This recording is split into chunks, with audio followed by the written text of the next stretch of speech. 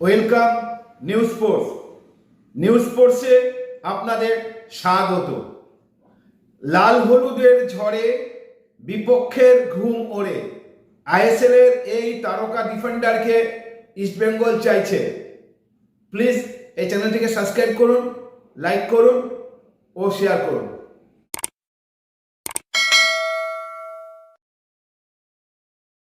North east কিন্তু I লিগের সেরা তারকাকে কিন্তু 3 বছরের চুক্তিতে সই করে নিল। নর্থ ইস্ট আই লিগের সেরা তারকা লাল রিন জুয়ালাকে কিন্তু 3 বছরের চুক্তিতে সই করল।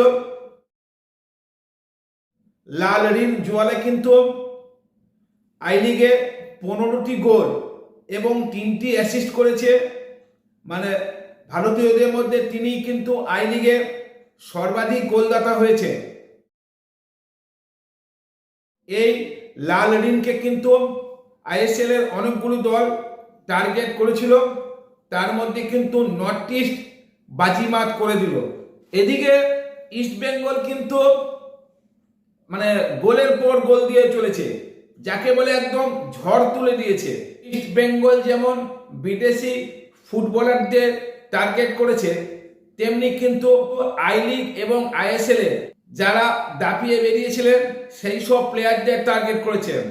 ঠিক এই আবহে আইএসএল এর একজন সেরা ডিফেন্ডারকে কিন্তু ইস্ট বেঙ্গল টার্গেট করেছে।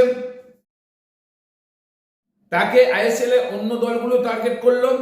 ইস্ট বেঙ্গল কিন্তু এক্ষেত্রে কয়েক যোজন এগিয়ে আছেন। ইস্ট বেঙ্গল আইএসএল এর কেরল ব্লাস্টারের হরমিপম রুইভাকে কিন্তু টার্গেট করেছে। তার বয়স কিন্তু বেশি নয়, মাত্র 24 বছর বয়স। মূলত ডান পায়ের প্লেয়ার, ইনি কিন্তু মূলত সেন্ট্রাল ডিফেন্ডার হিসাবে খেলেন। তিনি ইন্ডিয়ান যুব দলেও খেলেছেন এবং জাতীয় দলের সিনিয়র দলের হয়েও খেলেছেন। এই হরমিপম রুইভা কিন্তু মণিপুর থেকে উঠে এসছেন। 2022 সালে তিনি অনূর্ধ্ব 19 ভারতীয় দলের হয়ে খেলেছেন। 1919 সালে তিনি কিন্তু প্রথম ভারতীয় দলে খেলেন। প্রথমে কিন্তু তার শুরু হয়েছিল বেলারুশের বিরুদ্ধে, প্রথম তার অভিষেক হয়েছিল। এরপর কিন্তু 1922 সালে ভারতীয় সিনিয়র দলেও চান্স পান। তিনি কিন্তু 2024-25 মরশুমে কেরল ব্লাস্টার্সে হয়ে 18টি ম্যাচে খেলেছিলেন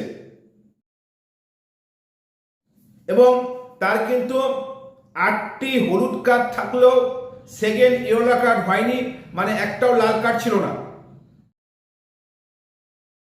মোহনবাগানও কিন্তু এই প্লেয়ারের দিকে টার্গেট করেছিল, কিন্তু ইস্ট বেঙ্গলের দিকেই পাল্লা ভারী। যেটুকু শোনা যাচ্ছে সব ঠিকঠাক চললে কিন্তু ইনি ইস্ট বেঙ্গলে চলে আসতে পারেন।